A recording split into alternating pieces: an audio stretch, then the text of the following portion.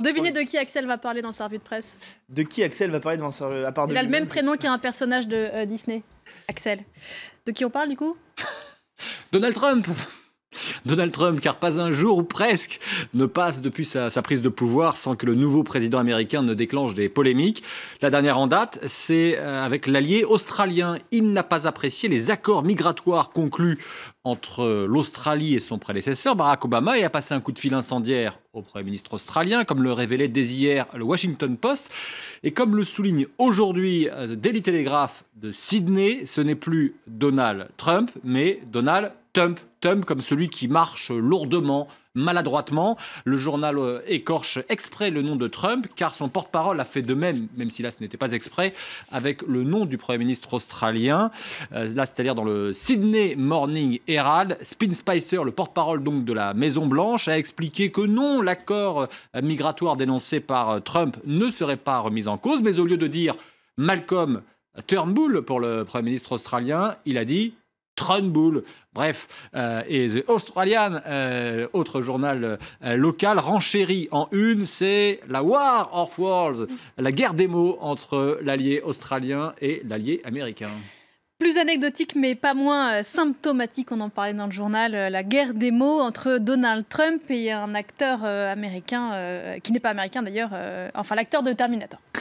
Effectivement d'origine autrichienne, Donald Trump s'en est pris à Schwarzenegger, vous l'avez dit, qui lui a succédé, ou vous l'avez rappelé tout à l'heure, qui lui a succédé à The Celebrity Apprentice, à l'émission de télé-réalité qu'il a rendue célèbre. Nous avons eu un succès extraordinaire, et quand je me suis lancé dans la course à la présidence, j'ai dû quitter ma fonction de présentateur, et Arnold Schwarzenegger a fait tomber les audiences. The Daily Mail ce matin évoque la réponse cinglante de l'ancien Mister Universe, l'ancien Mister Univers et ex-gouverneur républicain de Californie. Donald, j'ai une idée, pourquoi ne pas échanger nos postes?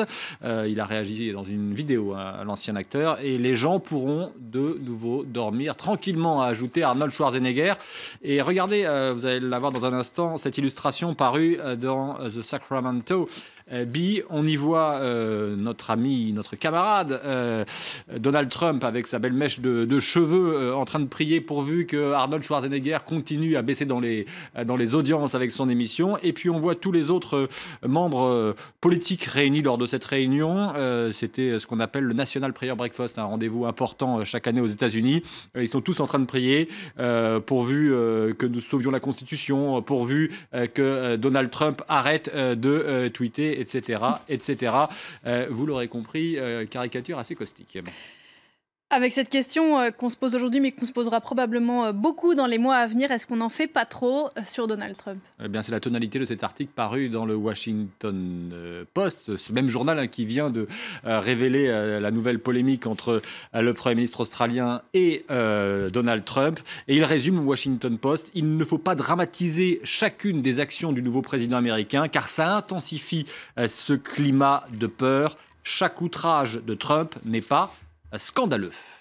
Tout autre chose, Axel, les tensions en Roumanie.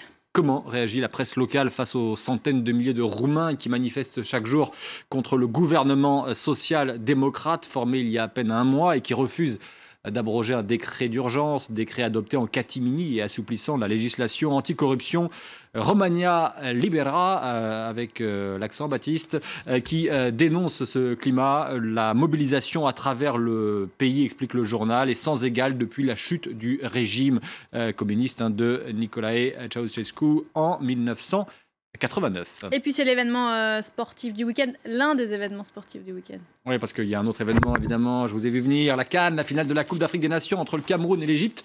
Mais moi, je vais vous parler de la finale du Super Bowl, qui, peu importe les adversaires, les pubs vont gagner. C'est ce qu'écrit le journal de Montréal. 5 millions de dollars pour chaque bloc publicitaire de 30 secondes. Alors, année après année, c'est la même chose. Les annonceurs rivalisent d'ingéniosité, d'humour pour se faire remarquer. Qui arrivera à se débarqué cette année? Pour les faits, on rappellera que c'est la 51e édition du Super Bowl et qu'elle opposera les Patriots de la Nouvelle-Angleterre aux Falcons d'Atlanta. Bien Ça sûr. sera dimanche, dans la nuit de dimanche à lundi à Paris. au Texas, dans le stade de Houston. Et avant ça, il y a un rendez-vous très important. Je pensais que vous alliez nous parler de ça. Le lancement du tournoi Destination en rugby avec le crunch Angleterre-France demain à Twickenham, un rendez-vous très important pour les Bleus. On se retrouve juste après la pause pour une nouvelle demi-heure d'information en direct. À tout de suite.